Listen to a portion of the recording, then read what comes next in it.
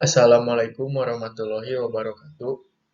Perkenalkan, nama saya Muhammad Virga Kartika, NPM saya 22 1290. Saya dari kelas G. Di sini saya akan mempresentasikan sistem hukum Islam.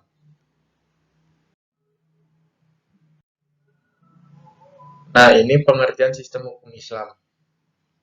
Hukum Islam itu oleh penganutnya dipandang sebagai memiliki nilai-nilai yang universal, ya, atau juga internasional, menyeluruh, atau global.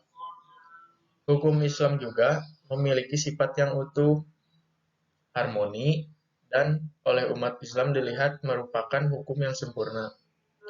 Dasar hukum yang bersumber dari hukum syariat yang terdapat dari Al-Quran yang disampaikan oleh Nabi Muhammad SAW melalui hadisnya, kemudian dikembangkan melalui ijtihad. Lalu karakteristiknya, hukum Islam itu hukum yang berwatak.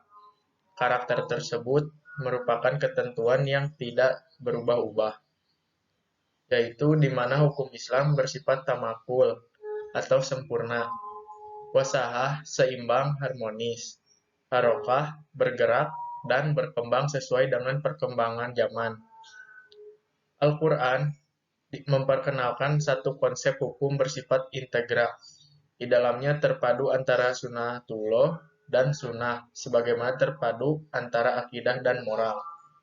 Selanjutnya, asas sistem hukum Islam. Asas sistem hukum Islam itu terdiri dari 4 asas. Yang pertama itu fikih. Menurut bahasa berarti tahu atau paham. Sedangkan menurut istilah, fikih diartikan dengan berbagai macam definisi. Yang kedua, fatwa. Fatwa berasal dari bahasa Arab yang artinya nasihat, petuah, jawaban, atau juga pendapat.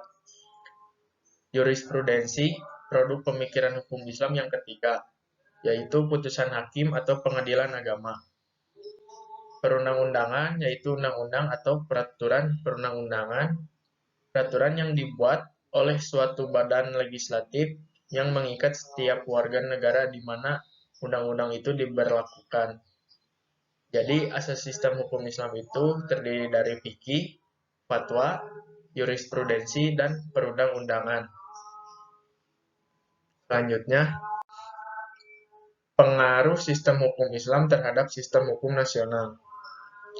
Jadi, peranan hukum Islam dalam pembentukan atau pembangunan hukum nasional dapat dilihat dari dua sisi, yaitu yang pertama, dari sisi hukum Islam sebagai salah satu sumber pembentukan hukum nasional, dan yang kedua dari sisi angkatnya hukum Islam sebagai hukum positif yang berlaku secara khusus dalam bidang hukum tertentu.